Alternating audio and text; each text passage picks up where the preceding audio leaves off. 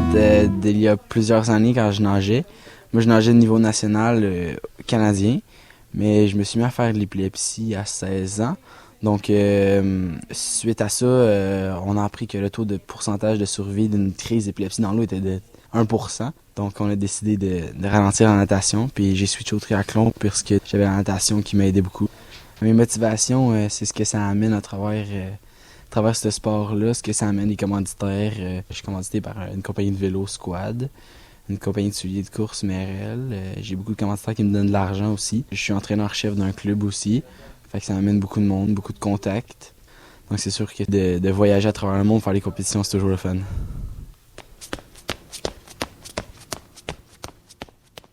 Il y a plusieurs types d'entraînement. Comme là, présentement, en cette date-ci, au 14 décembre, c'est plus du long. On va aller faire du ski de fond, des longues rides, on va sortir en course, on va pédaler 1 heure ou 2. Puis on slack un petit peu sur le vélo, mais on reprend beaucoup durant l'été.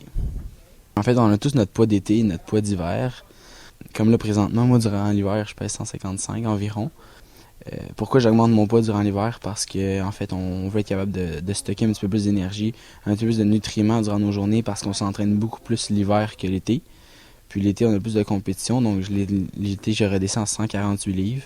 Fait que ça nous permet d'être un petit peu plus léger en compétition, d'être un petit peu plus fluide à la course à pied et au vélo. Le triathlon, c'est un sport autant physique que mental. Je pense que c'est 50-50, tout dépendant de la distance que tu fais.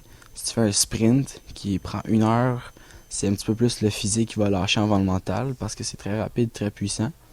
Mais si tu fais d'une distance Ironman, qui est une distance qui dure environ 10 à 12 heures, c'est beaucoup plus long, donc le mental a le temps de travailler fort puis de lâcher avant le physique. Le parcours afin d'arriver à faire des compétitions internationales est surtout long. Le triathlon, c'est un sport qui se voit à long terme. Jamais tu vas travailler avec un athlète à court terme.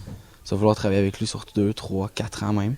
Tu vas partir au niveau régional, au niveau provincial. Souvent, c'est très facile au niveau provincial. Tu t'inscris et tu fais la compétition. Mais après ça, si tu te débrouilles bien, mais tu peux te qualifier pour les championnats du monde groupe d'âge. Déjà, juste là, les championnats du monde à Edmonton, mettons l'an prochain, c'est déjà un gros up dans le cheminement d'un athlète. Puis aussi, en revers de ça, tu as la série Ironman, qui est, elle, carrément à travers le monde. Tu as des demi-Ironman tout partout, comme j'ai fait au Texas. Là, je vais faire ici à Tremblant. Il y a le Wisconsin, il y en a en Europe. Puis tu as les championnats du monde qui sont à Hawaï à la fin septembre.